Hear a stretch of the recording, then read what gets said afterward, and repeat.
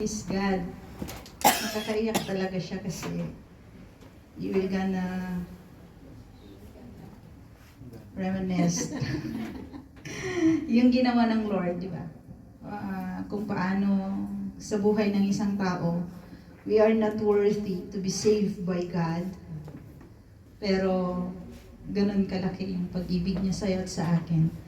At patuloy po tayong binibigyan ng kalakasan. At hindi man po nasumpungan ni Ate Meds or hindi niya, kasi maaga siyang naulila sa Ama, but he found the great love of a Father sa Diyos. Doon po niya natagpuan yung tunay na pag-ibig. Doon niya, yun yung pinaka-the best lang talaga na pagmamahal na matatagpuan ng isang anak sa Ama. Sa Panginoon po natin yan matatagpuan. Kasi ang Ama sa lupa, di ba, gaaway minsan. May mga pagkukulang kasi hindi naman perfect yung ating mga magulang.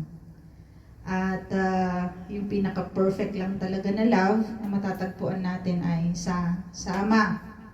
So, napakagandang testimony yung bagay po na iyon. As we go on sa atin pong pag-aaral sa libro po ng Matthew, mag-isang taon na tayong nag-aaral, Pastora, ng Matthew.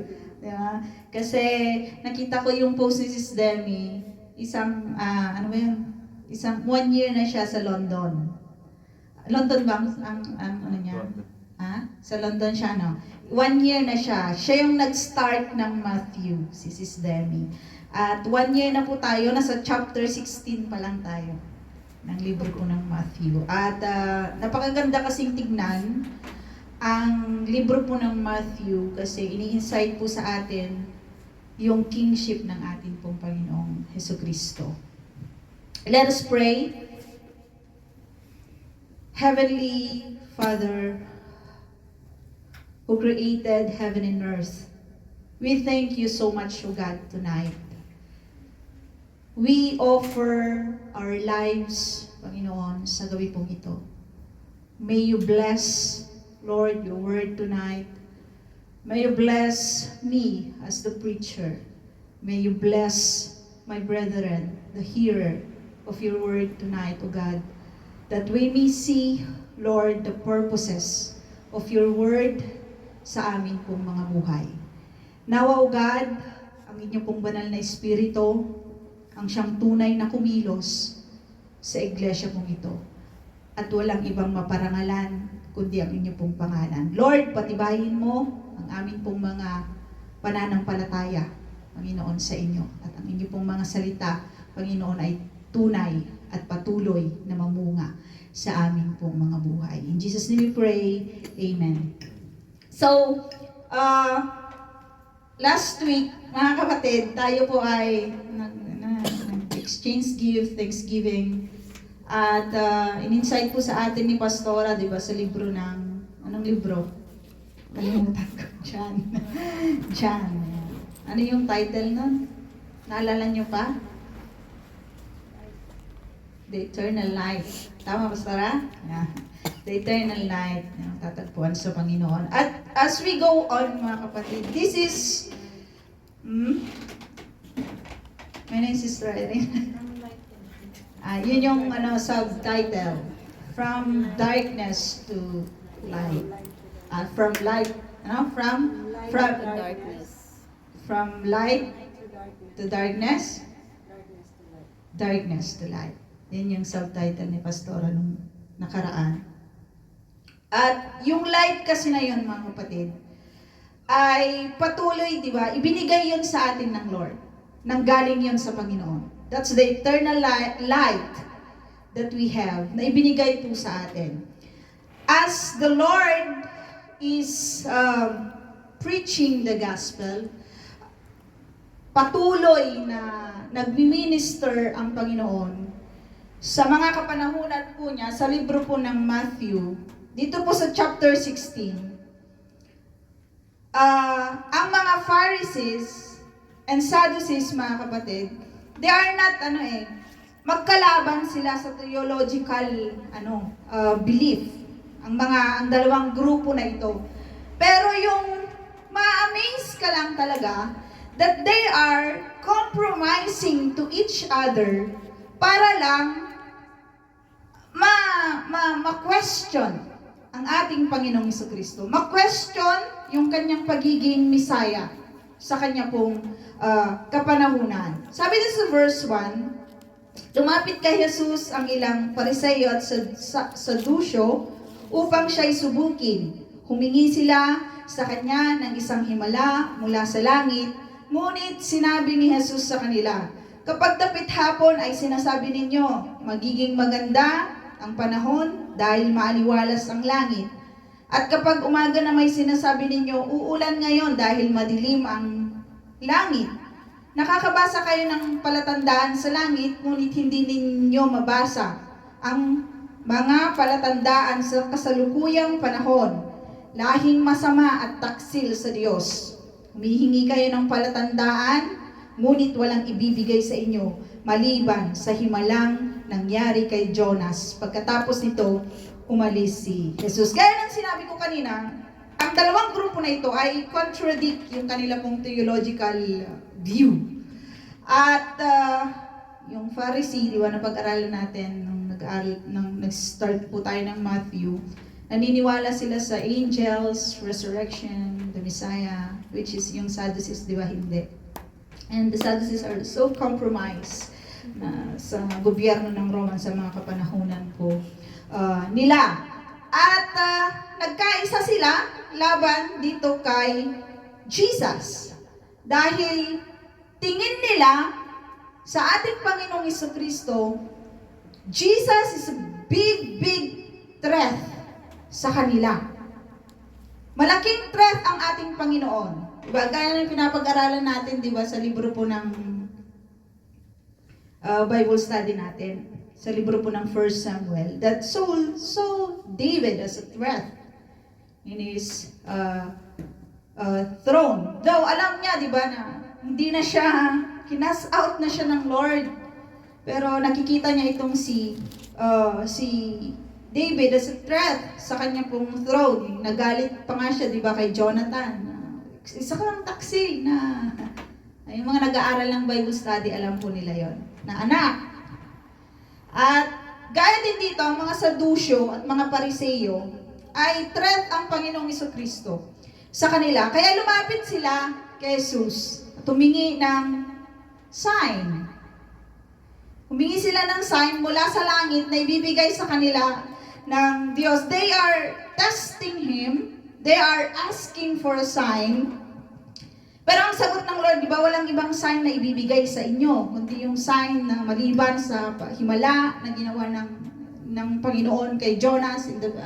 Sinong may alam ng kwento? Mula sa pagkabata, alam natin, di ba, na si Jonas ay pumunta doon sa loob ng belly ng malaking isda at pinapunta po siya ng Lord doon sa place na kung saan siya ay pinapapunta. And wala na kasing ibang sign, di ba? Ang mga Pariseyong ito at Sadusyong ito, kahit magbigay ang Lord sa kanila ng sign that time, they will not gonna believe it kasi they don't want to. Ayaw nila. Kasi ang tao, ang puso, di ba? Ang dami nang ginawa ng Lord eh. They're pinagaling yung mga may sakit, yung mga nakarinig, yung mga walang pandinig, nakakita yung mga bulag, nakalakad yung mga pilay, he multiplied yung mga tinapay at isda, pinakain niya ang mga taong ito, mga kapatid. Those are miracles and wonders and signs. And before that, those prophets, before Jesus came, those prophets prophesied already sa mga kapanahunan po nila regarding the coming of the Messiah. May mga tao na, John the Baptist was there. Yun na yung mga signs na pagpapatunay na si Jesus is the Messiah that they are longing for. Those Pharisees, because they believe the coming of the Messiah. Ang Pariseo. makita na sana nila, di ba? Kasi it's very clear. Kaya lang kasi, ang tao na ang tingin sa isang tao is a threat, they will not gonna listen. Di ba? Kung threat yung tao na yan, hindi ka talaga makikinig. At ang tingin kasi nila sa ating Panginoong Jesucristo, mga kapatid, sa mga kapanahon, it's a threat. So they will not gonna listen to Him. They will not gonna believe in Him. Gusto lang talaga nilang subukin ang Panginoon. Gusto lang talaga nilang ipakita, di ba, na sila yung tama at si Jesus yung mali.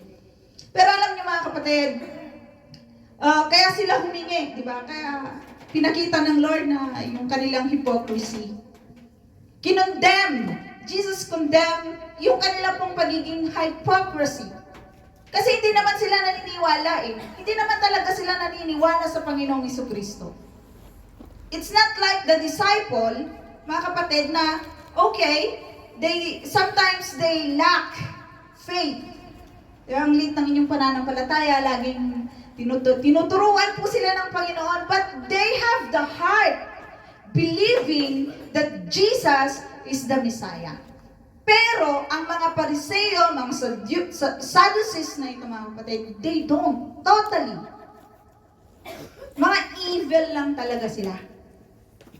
They don't have this heart na maniniwala na ang ating Panginoong Jesucristo ang Messiah. Wala silang ganon, mga kapatid na puso. Kaya kinondemn ng Lord kung gaano ka hypocrite, di ba? Ang mga Pariseo at mga Sadduceong ito. Kaya sinabi niya na, yun sa verse 2, sinasabi ninyo, di ba, kapag dapit hapon, sinasabi ninyo, magiging maganda ang panahon dahil maliwalas ang langit. At kapag umaga na may sinasabi ninyo, uulan ngayon dahil madilim ang langit. Nakakabasa kayo ng palatandaan sa langit, ngunit hindi ninyo mabasa ang mga palatandaan sa kasalukuyang panahon. Ang mga Sadduceo, ang mga taong ito, they can predict what will gonna happen. Uulan. Yung mga iba, di ba, sasakit yung tuhod, ay, uulan ngayon.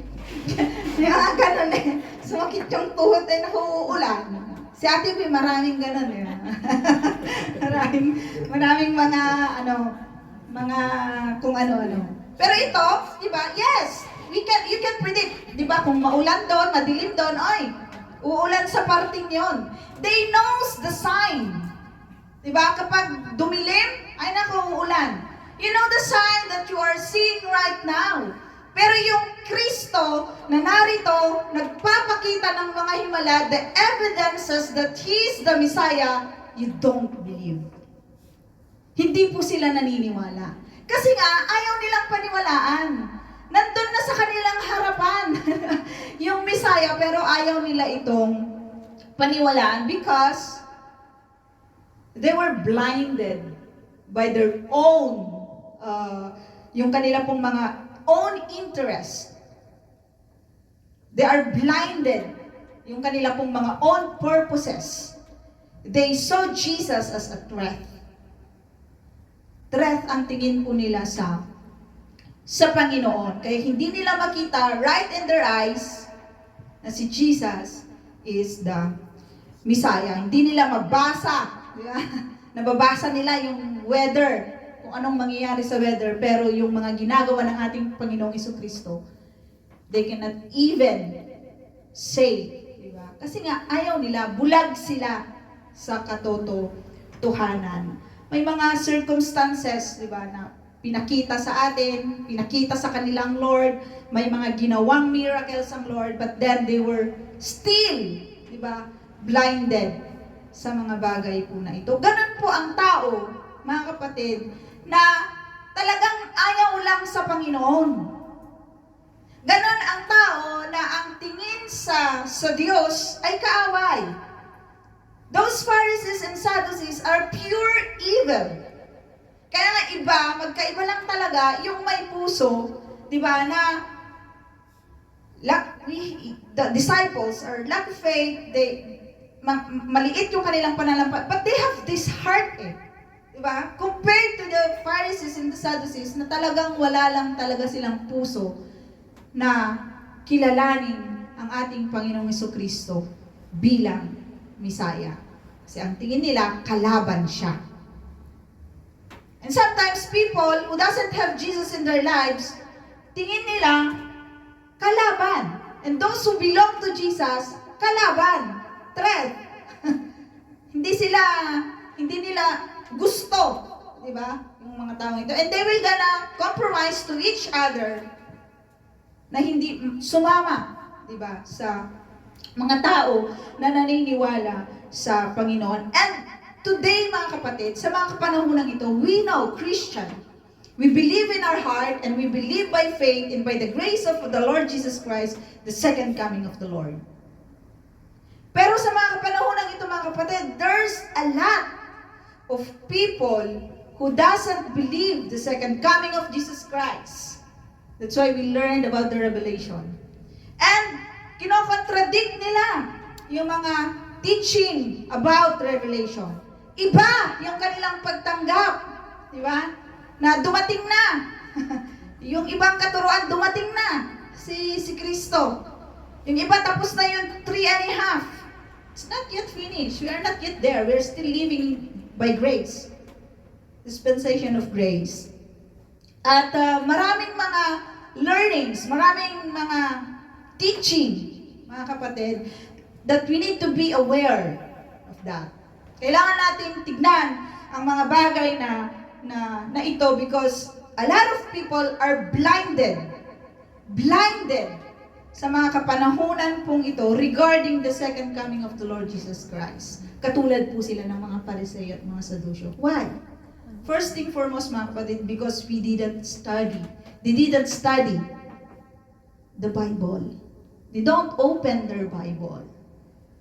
Their hearts are not in there. Hindi nila inuunawa ng mabuti ang salita po ng Lord. Hindi sila nag-aaral ng salita po ng Lord. And they're not careful sometimes. And they're not truly careful, mga kapatid, yung sasabihin po ng ating Panginoong Jesucristo, yung pampaalsa, the living bread.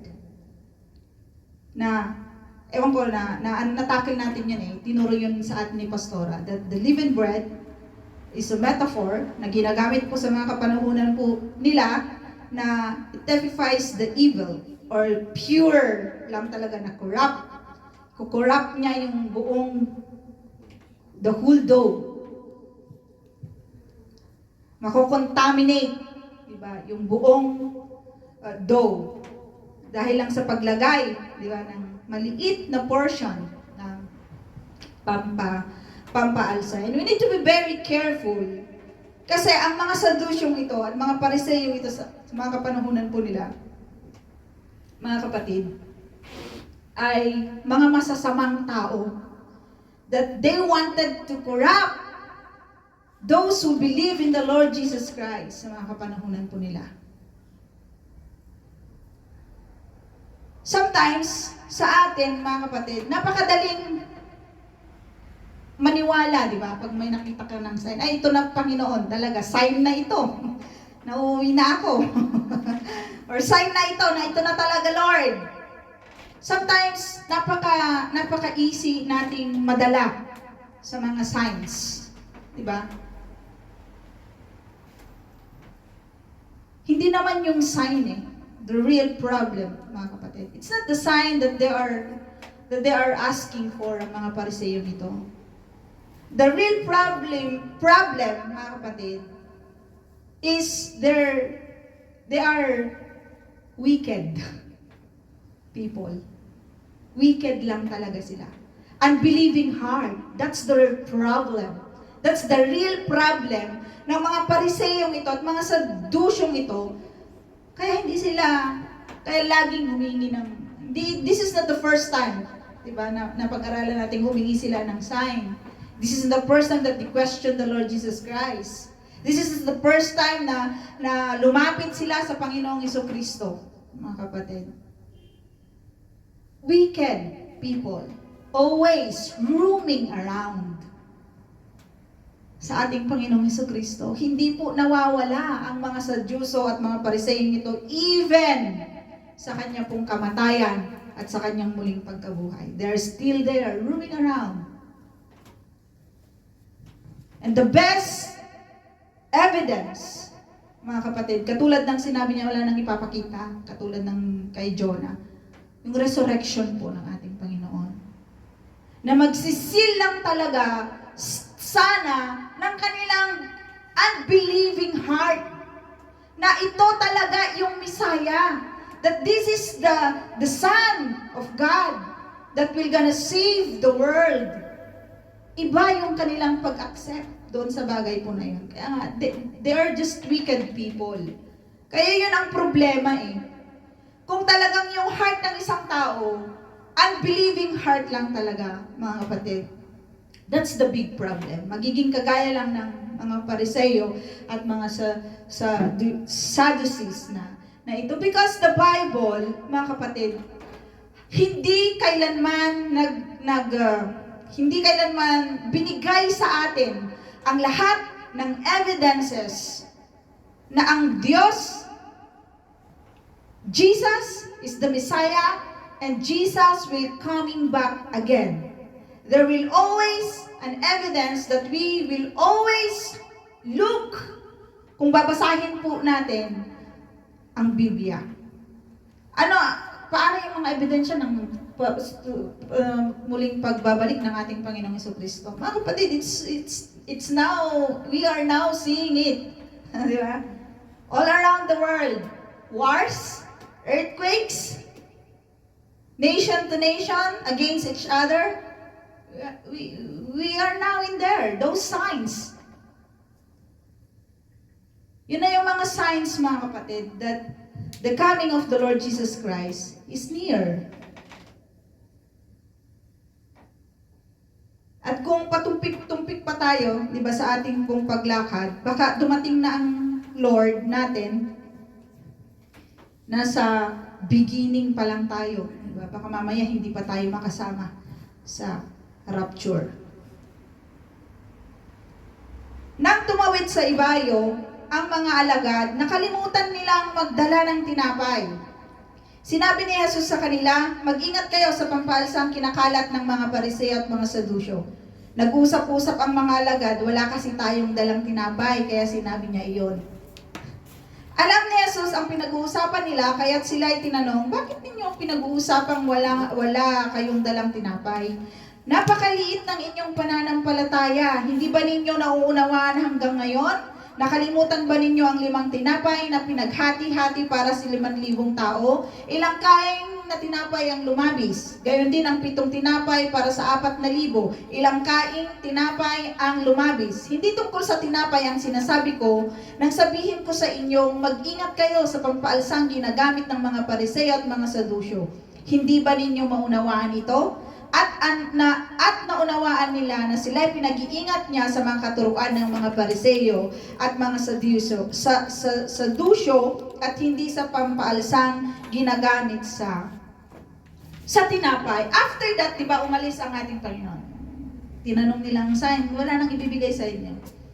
Umalis po ang Lord, and then, because those people, even Jesus will gonna give signs to them, they will not gonna believe. They will gonna just, hindi nila papaniwalaan ang Panginoon. Kokontrahin lang talaga nilang pa. And Jesus knows that. At nung tumawid siya sa ibayo, kasama ng kanya pong mga alagad, pinag-ingat niya. Diba? Kasi alam ng Lord. Diba? Alam ng Lord kung gaano ang katuruan ng mga Sadusyo at mga Pariseo will contaminate sa isang naniniwala sa Panginoon. As of today, mga kapatid, maraming mga teaching na makokontaminate lang talaga yung isang mananampalataya kung hindi po tayo nag-iingat. Sa ating pag-aaral ng salita po ng Panginoon, mga kapatid, yes, we are learning Kaya nga nag-aaral po tayo, patuloy nag-aaral, patuloy na ini-encourage ang bawat isa sa atin na makisama tayo sa Bible study, nag-aaral tayo dito sa iglesia. Mga kapatid, dahil napakahalaga ng bagay po na ito, napakahalaga na malaman natin ang salita po ng Panginoon. Hindi lamang yung nakikinig ka lang ng kung ano-ano. Diba? Oh, maganda to ah. Panood mo sa YouTube, maganda. Maganda yung preaching nito. You need to read your Bible, brethren. Kapatid, sumama ka sa Bible study. Kapatid, magbasa ka ng salita ng Panginoon. Because this is very, very important sa buhay ng isang mananampalataya. Kaya nga, imagine, Jesus knows.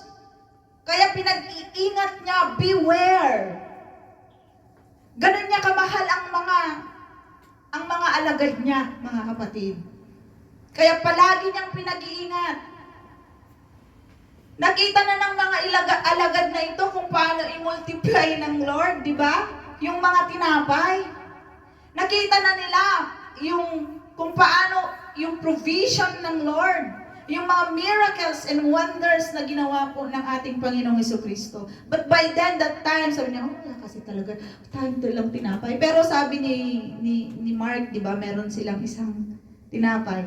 Sa libro ni Mark, kung hindi, yes, hindi ito siya. Sa libro ni Mark, sinabi niya na may isa silang dalang tinapay. Kaya sinabi na, hindi niyo pa ba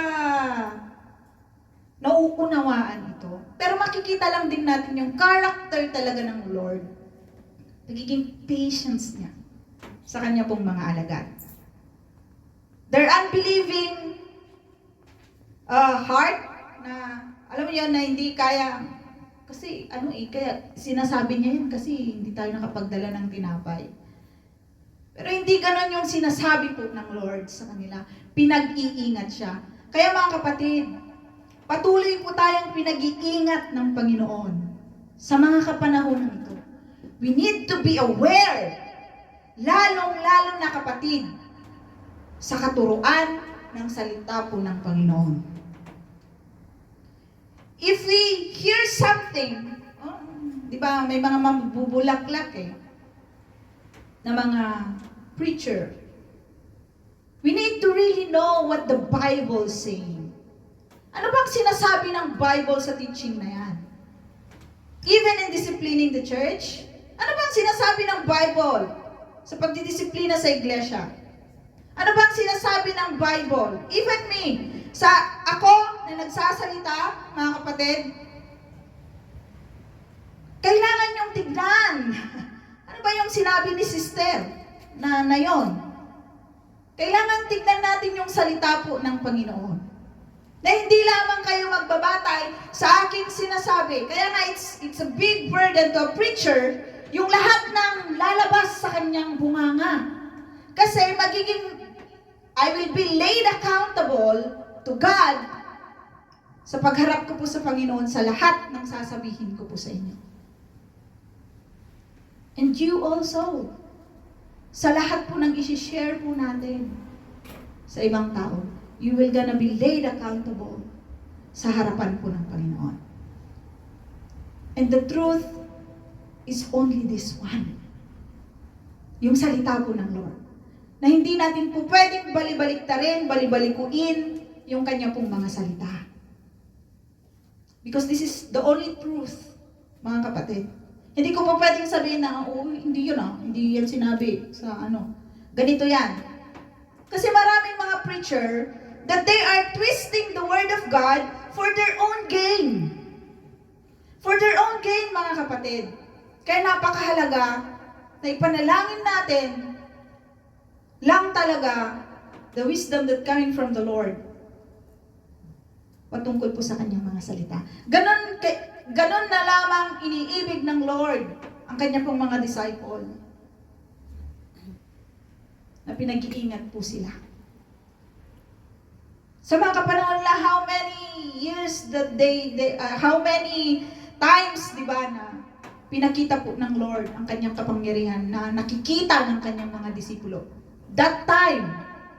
Pero patuloy pa rin na tinuturuan po sila ng Lord. Because sometimes, mga kapatid, hindi sila, na-stumble sila. Sometimes, they are lacking lang talaga sa kanilang pananampalataya. Even they saw in their own eyes. But they have this heart. Ito kasi yung pagkakaiba, di ba? Ng mga disciple ng ating Panginoon at saka yung mga Pariseo at Saduceo. Yung mga Pharisees and Sadducees, they are pure evil. They are pure wicked people. Pero yung mga disciple, they are willing. The heart of willing to learn. Mga kapatid. The heart of willing to be teach by the Lord Jesus Christ. And that's the heart of a believer. Should be the heart of a believer. Na meron tayo, di ba, na puso na gustong magpaturo sa salita po ng Panginoon. Walang ibang magtuturo, mga kapatid. Tinuturuan po tayong lahat. Me, you, lahat tayo. Tinuturuan po ng salita ng Lord. I'm not always strong in faith. Even our pastors, they're not always strong in their faith. Sometimes, they're down. Sometimes they cannot comprehend what is happening around them. Sometimes they cry. Sometimes they just, hindi sila, nanghihina din po sila. Pero ang Lord, mga kapatid, ang patuloy na magbibigay, di ba, ng kalakasan. Ang Lord yung patuloy na magtuturo. Ang Lord yung patuloy na magsasabi ng lahat ng bagay na gagawin po ng isang mananampalataya. We are here as a brethren. Magtutulungan, papaalalahanan, di ba, sa bawat isa po sa atin. Kaya nga sinabi ng Lord, be on your guard always, especially those who like Pharisees and Sadducees. Because they will gonna corrupt your faith. They will gonna corrupt you, mga kapatid, kung hindi po tayo nag-iingat. Kaya patuloy tayong pinag-iingat po ng Panginoon. Patuloy po niya na sinasabi na mag-ingat tayo. Katulad ng pagsasabi niya sa kanya pong mga alagad, na mag-ingat tayo sa mga katuruan ng mga Pariseo at mga Saduceo. Even in dealing things, mga kapatid, ano ba ang sinasabi ng Bible? Sa mga bagay po na ito, we need to be very careful. Very, very careful sa ating paglakad. Even, sabi natin, we need to be very careful yung ating testimony. Diba? Testimony natin sa buhay. Yes! We need to be very careful sa ating testimony. Kasi, ang mga like Sadducees and Pharisees, they're looking at us. And they will gonna condemn us.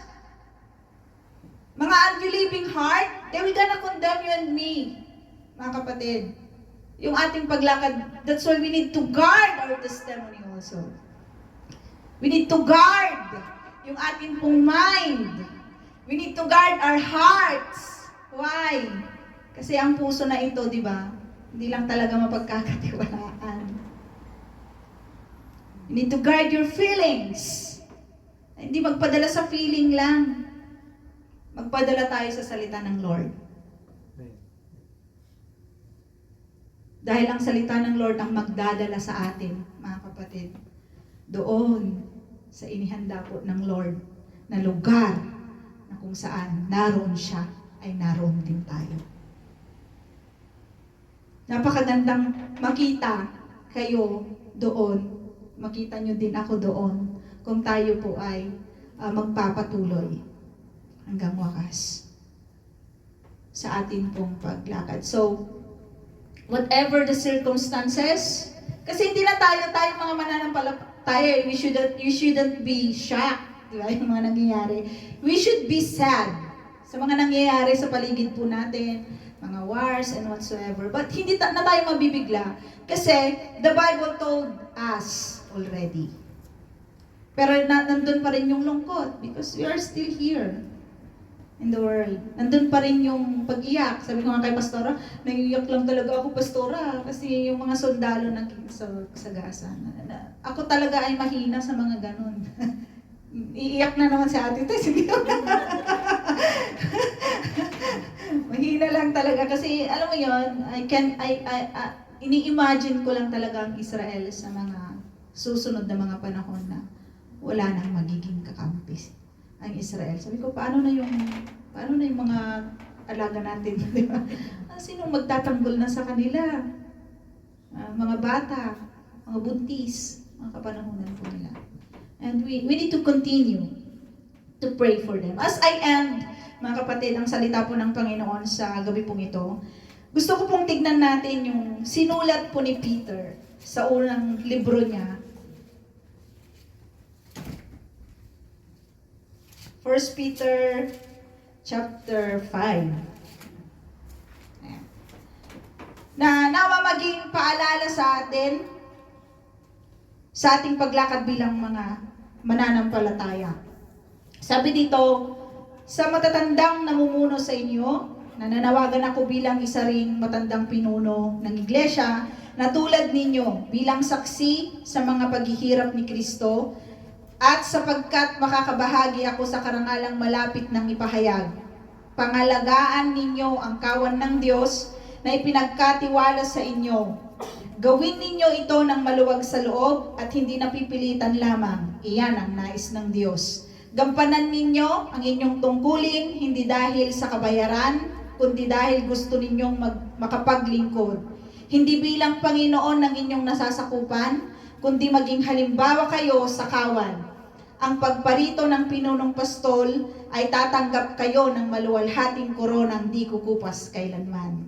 At kayo namang mga kabataan, pasakop kayo sa matatandang pinuno ng iglesia at kayong lahat ay magpakumbaba sapagkat sinasalungat ng Diyos ang mapagmataas, ngunit pinagpapala niya ang mababang loob. Kaya nga, pasakop kayo sa kapangyarihan ng Diyos at dadakilain niya kayo pagdating ng takdang panahon. Ipagkatiwala ninyo sa Kanya ang inyong mga alalahanin sa buhay sapagkat Siya ay nagmamalasakit sa inyo. Maging handa kayo at magbantay.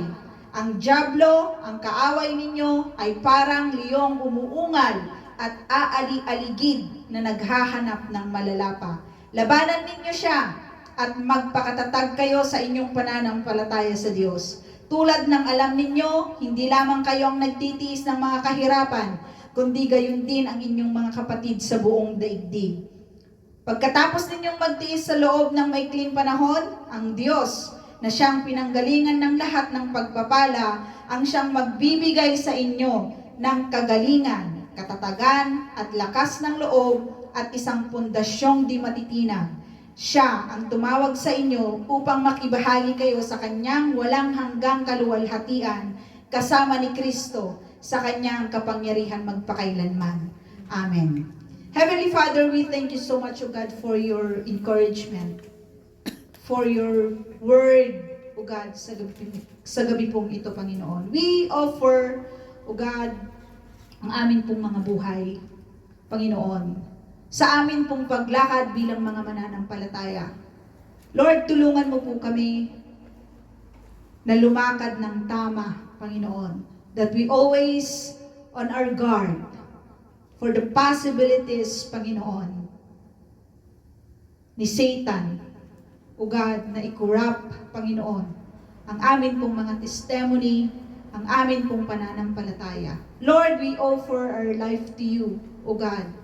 Tulungan mo ang bawat isa po sa amin, sa lahat ng pinagdadaanan namin. May your word, O God, engrave, Panginoon, sa amin pong mga puso, sa amin pong mga isipan, Panginoon. Upang sa ganun, Ama, hindi po kami mawala sa amin pong mga landasin at magpapatuloy po kami, Panginoon. Kikilalanin namin, O God, na Ikaw ang Diyos na dakila na magbibigay sa amin ng katatagan, magbibigay sa amin ng pangunawa, Panginoon, sa lahat, Panginoon, ng maririnig namin, O God, na iyong salita, O God, give us the wisdom and understanding, Lord, upang sa ganon, hindi po kami makontaminate, Panginoon, ng mga maling katuruan, O God. Lord, may you bless each and everyone tonight, O God. In Jesus' name we pray. Amen. Amen.